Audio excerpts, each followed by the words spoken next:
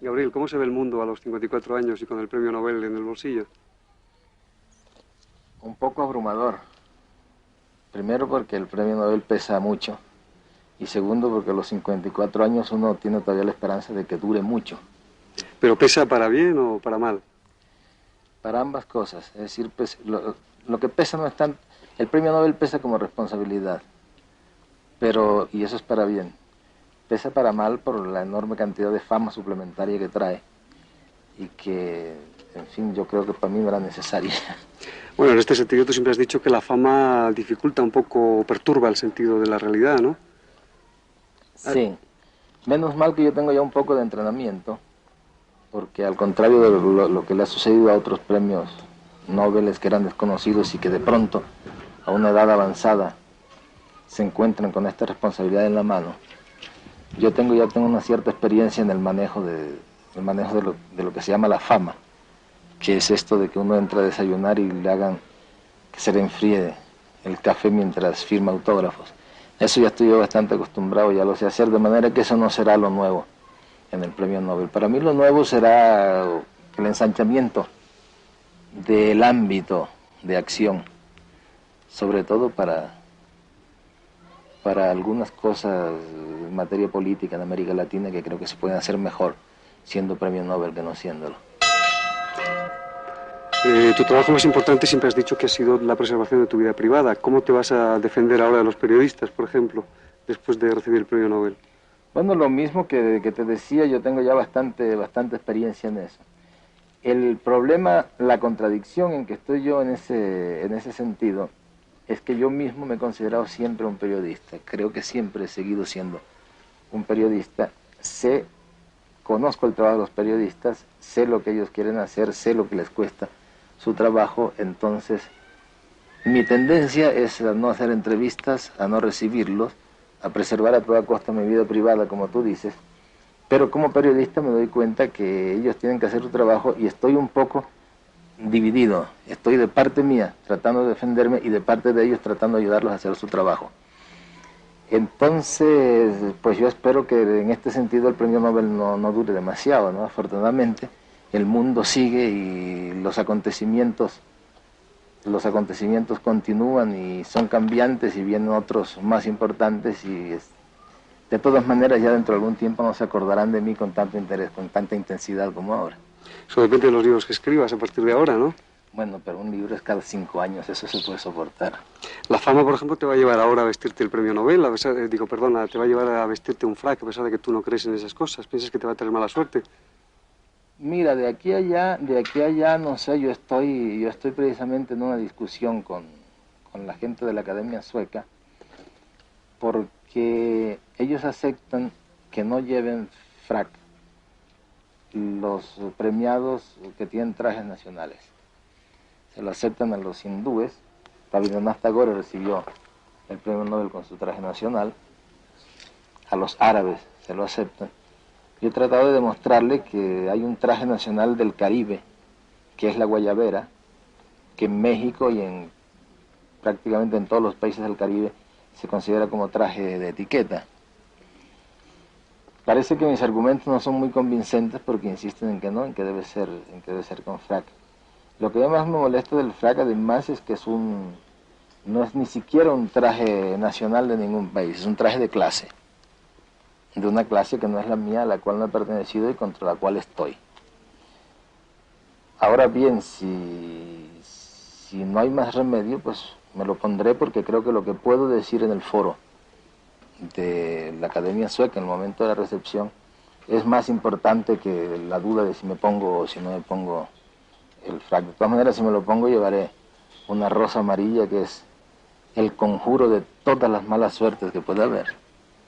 Porque de todas maneras yo siempre he pensado que el frac es de mala suerte, porque la única vez que he visto a alguien con frac era un muerto, era un presidente de la República muerto. Pero en fin, al fin y al cabo eso es cuestión de tratar de establecer ciertos principios, pero en última instancia secundario. Lo importante es lo que se pueda decir y el partido se le pueda sacar a esa ceremonia. Tu madre, por ejemplo, hablando de muertos, pensaba que si te dieran el premio Nobel te podrías morir y por lo visto tenía encendida una vela, ¿no? Para evitarlo. Sí, pero eso no me preocupa. Mi madre tiene unos poderes premonitorios extraordinarios, pero esto del frac y del premio Nobel se lo he inculcado yo, más bien, ya se le llega de regreso. Es que ella tiene mucha fe en esa vela, porque cada vez que alguno de sus hijos va a subir en avión, ella pone la vela y está seguro que el avión no se cae por la vela esa. Tanto que una vez un hermano mío que es ingeniero se le cayó un tractor en una cuneta y mi madre puso una vela para que saliera el tractor.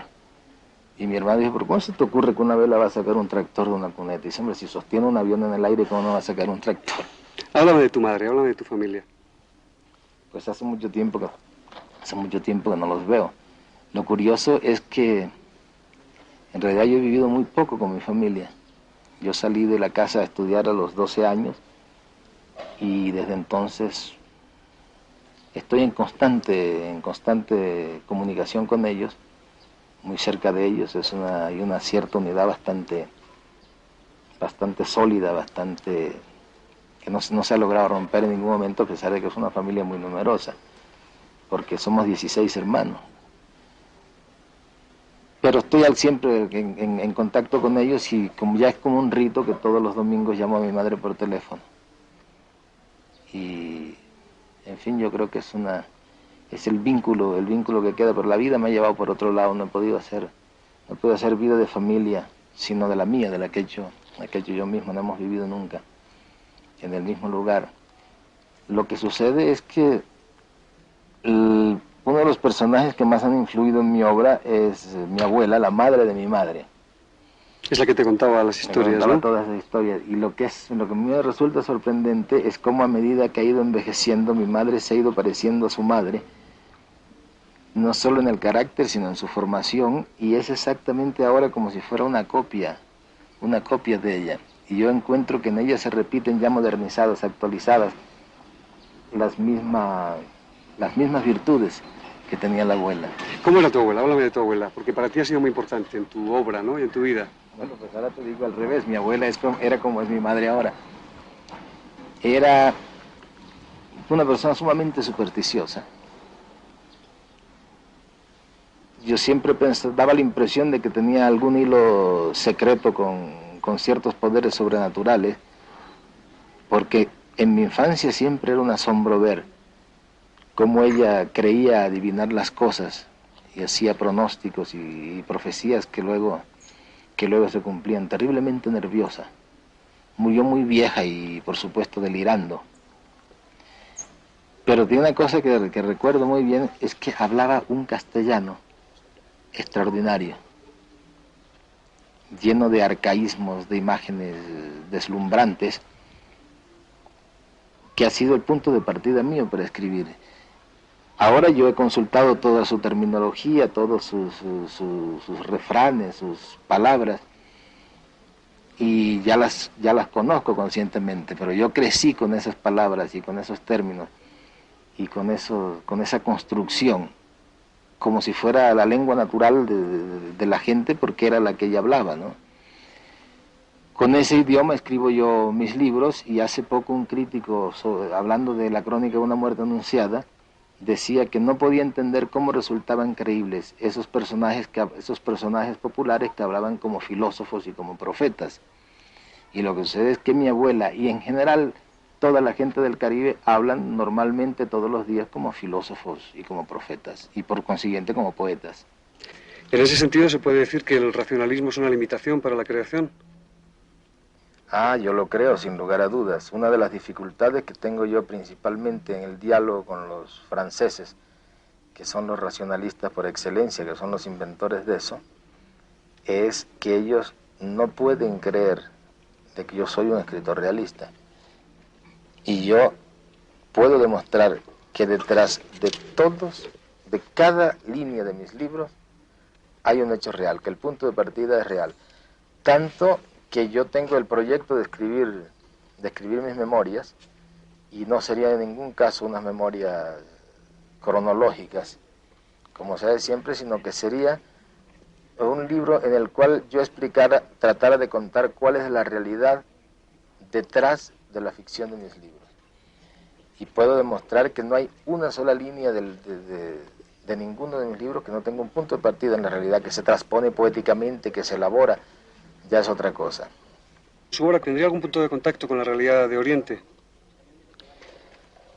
Yo no lo he estudiado, es decir, yo no lo he estudiado en general yo trato de no hacer este tipo de investigaciones que tanto les gusta hacer a los críticos y a los científicos en general.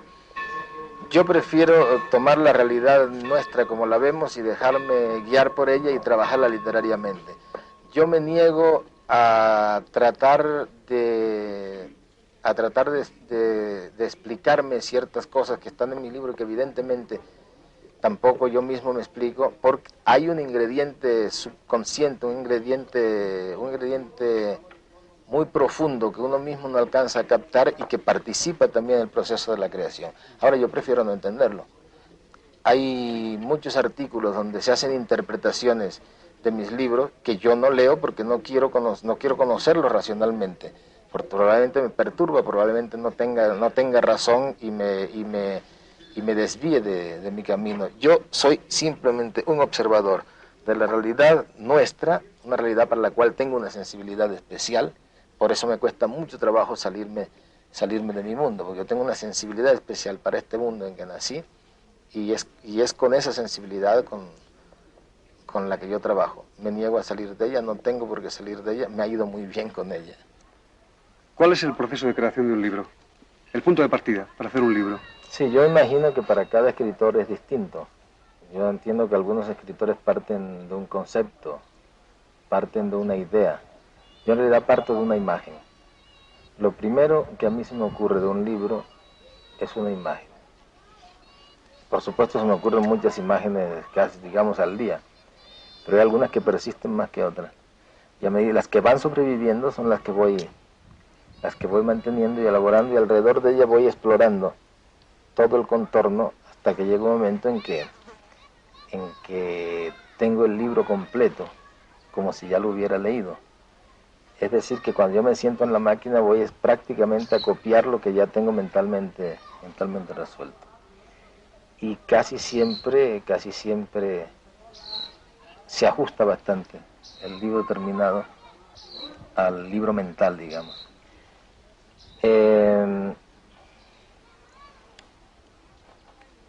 Pocas veces se me ha desviado un libro del programa original. Esto, por supuesto, necesita mucho rigor. Durante la época en que estoy pensando el libro, estoy leyendo, da la impresión de que no hiciera nada, da la impresión de que estuviera muy de vago, pero en realidad estoy trabajando duramente en la preparación del libro. Cuando ya lo tengo, entonces empieza la parte que no es la más divertida, que es el de escribirla. Yo escribo todos los días de 9 de la mañana a 2:30 de la tarde, que es un horario que me impuso el colegio de mis hijos. Es decir, yo estaba acostumbrado, cuando ellos iban al colegio, yo me sentaba a escribir, y cuando regresaban del colegio ya era la hora de comer. Eso me servía a mí de guía. El promedio de trabajo son horas de una gran concentración, una concentración total. Porque además tengo organizada ya la casa, que a esa hora no pasan llamadas telefónicas, no hay interrupciones de ninguna clase. A pesar de que no tengo mucho toda esa mitología de los escritores que necesita silencio, un ambiente especial, no necesito sencillamente que no me interrumpan para poder seguir pensando. En esas horas, en un buen día de trabajo de literatura, hago una cuartilla a 2 espacios. A excepción del Otoño del Patriarca, que fue un libro particularmente arduo, y me sentía satisfecho cuando lograba hacer un párrafo. Entonces, párrafo por párrafo, trabajando todos los días con interrupciones, porque el libro se me perdió en una época, no tenía la menor idea por dónde iba, y era que estaba escribiéndolo en Barcelona, y tuve que volver al Caribe, que fue cuando dije que venía, porque se me estaba olvidando cómo era el olor de la guayaba, que ha quedado ya como un símbolo en Colombia, se repite con mucha frecuencia que el olor de la guayaba es Colombia, ¿no? Para mí es el Caribe en general. Bueno, salvo el Otoño del Patriarca, que tuve esas interrupciones, los demás una cuartilla diaria, es un buen promedio. Y el Otoño del Patriarca por eso demoré 7 años en él. Ahora, el libro, mientras lo estoy escribiendo, hablo mucho con los amigos de él. Hablo mucho con los amigos de este libro. Con un grupo de amigos que casi siempre son los mismos, con los cuales tengo muchas afinidades literarias. Y yo trabajo mucho el material contándoles lo que estoy haciendo. Ahora, ellos se quejan, pero yo lo hago inconscientemente. Cuando leen el libro, que son los primeros lectores, cuando ellos lo leen, se sorprenden de que ese libro no tiene absolutamente nada que ver con lo que yo les contaba. Ese libro terminado, entonces lo doy a leer los originales a muchos lectores de diferentes niveles, de diferentes gustos. Y todavía me sirve formarme un criterio de cómo va a marchar el libro. En ese momento oigo muchas observaciones. Y he llegado a cambiar capítulos enteros por una observación que me ha hecho un amigo al cual yo le considero capacitado para hacerlo. Pero en el momento en que yo decido que el libro está terminado, ya no lo vuelvo a tocar más. ¿El proceso de escribir es difícil? ¿Se sufre escribiendo o es un placer? Es un placer cuando uno logra lo que los románticos llamaban la inspiración, y que yo le doy una explicación bastante más materialista. En cambio, esto no le doy una explicación sobrenatural. Se establece siempre una tensión entre el tema y el autor. El tema se defiende, el autor lo busca, y entonces hay un momento en que se coincide totalmente, cuando el autor establece una relación muy estrecha con el tema, entonces todo empieza a fluir con una gran facilidad. Eso es lo que yo llamo la inspiración. Cuando se llega a ese punto, no hay nada en este mundo ni un placer más grande que el de escribir. Ahora, llegar a ese punto es siempre difícil. Lo que decía antes de que siempre entrega las pruebas a sus amigos o lo comenta con sus amigos los libros, encaja un poco en lo que usted siempre ha dicho, que escribe para que le lean fundamentalmente sus amigos, ¿no? Para que le quieran sus amigos. Sí, pero ahora parece que se me ha ido la mano. ¿Qué es para usted la amistad? ¿Es importante? Mira, yo solamente te puedo decir una cosa, yo no tengo un concepto, no tengo una definición de lo que es la amistad. Pero yo no recuerdo haber perdido un amigo. Es decir, los que he perdido no eran amigos. Me había equivocado o se habían equivocado ellos. Pero aún así son muy pocos. Se podían contar con los dedos de la mano. Mis amigos siguen siendo los mismos de siempre. Es decir, tengo amigos muy antiguos, amigos más recientes, pero vivo siempre entre ellos. Y cuando yo digo que defiendo mi vida privada, yo defiendo mi vida privada es para los amigos. Yo lo digo de otra manera. No permito que la fama me quite el tiempo que corresponde a mis amigos, que pertenece a mis amigos. Para mí el verdadero relajamiento lo obtengo cuando estoy con pequeños grupos de amigos. Y he llegado al extremo muchas veces de que Mercedes y yo nos quedamos solos en la casa por la noche, porque inclusive los propios amigos no se atreven a llamarnos por temor de que estemos ocupados en otra cosa. ¿Qué le parece el triunfo del socialismo en España? Estoy muy contento, yo creo que es una victoria del pueblo español. Y el hecho de que Felipe González, que es mi amigo personal, sea el artífice de este triunfo me alegra todavía mucho más. Estoy absolutamente seguro que están él y todos ustedes en un momento muy difícil, pero van a salir adelante. Se ha hablado muchas veces del compromiso político del escritor. Usted es un escritor comprometido. ¿A qué extremos lleva su compromiso? Yo creo que el compromiso político no es solo del escritor, el compromiso político tiene que ser de todo el que tenga conciencia de los problemas de su país y de este tiempo. Ahora, al escritor se habla más de eso y se le exige más un poco por puro hábito mental, pero en realidad yo creo que hay derecho a exigirle un poco más al escritor el compromiso político porque su audiencia, es decir, porque es una personalidad con audiencia, tiene sus lectores, tiene su público, tiene su ámbito, y esto le permite tener alguna influencia social. No trato nunca de exagerarlo, no creo que sea necesario que el escritor sea un profesional de la política, pero en Latinoamérica, particularmente, ese compromiso es mucho más apremiante, porque se necesita más, tanto como en cualquier otra parte, y tal vez más el concurso de todos. Yo carezco por completo de vocación política. Si yo no fuera latinoamericano y si la América Latina no tuviera los problemas que tiene y la necesidad de tantos que ayuden a resolverlo, probablemente yo estaría muy tranquilo en una isla desierta escribiendo mis libros, con mis amigos, recibiendo amigos, con mi mujer, con mis hijos. Pero es un crimen en América Latina permanecer indiferente a la situación. Esto es lo que ha terminado por crearme a mí una imagen que parece doble, la de escritor y de político. En realidad es una sola.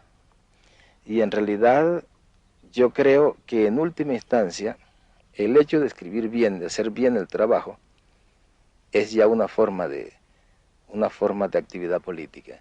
Yo sintetizaría todo esto diciéndote que yo considero que el mejor trabajo político que cada uno puede hacer es hacer bien su propio trabajo.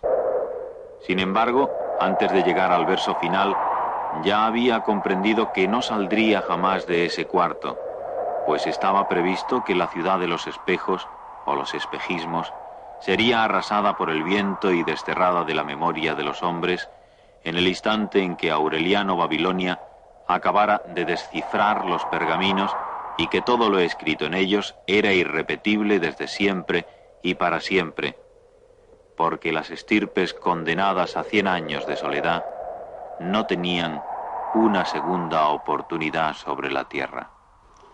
Creo que toda mi vida y toda mi obra se me ha ido tratando de explicarme, de contestarme a mí mismo esta pregunta. ¿Qué es la soledad? En realidad se habla de la soledad del poder, de la soledad del corredor de fondo, de la soledad del escritor.